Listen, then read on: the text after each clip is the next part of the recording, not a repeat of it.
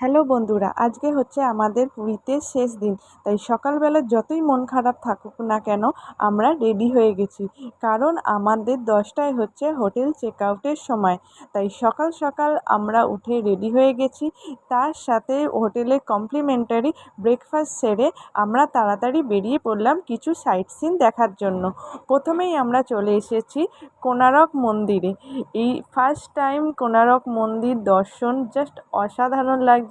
এতদিন সবার মুখে শুনেছি, ছবি দেখেছি, কখনো গিয়ে উঠতে পারিনি।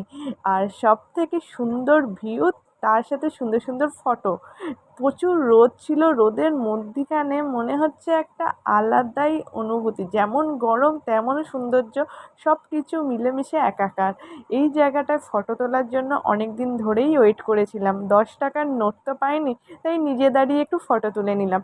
তারপর চলে এসেছি ধবলগিরি মন্দির। এই মন্দিরের চারদিকটা ভালো করে ঘুরে নিলাম। এই মন্দিরটা আমার কাছে একটি অভিশপ্ত, কারণ হচ্ছে মন্দিরের সিঁড়ি দিয়ে নামতে নামতে আমি পড়ে গেছি, সেই ব্যথা আমার আজও রয়ে গেল, ব্যথাটা আমার কমেনি। তারপর ওখান থেকে বেরিয়ে বাসে করে চলে এসেছিলাম নন্দনকানন চিড়িয়াখানা দেখার জন্য।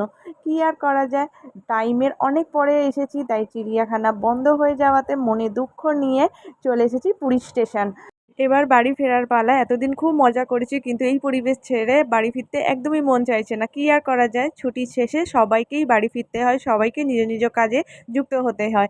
মাঝে মাঝে কাজের ফাঁকে যদি ঘুরতে যাই তবে কেমন হয় তোমরাই বলো বন্ধুরা, আমার তো খুব ভালোই লাগে।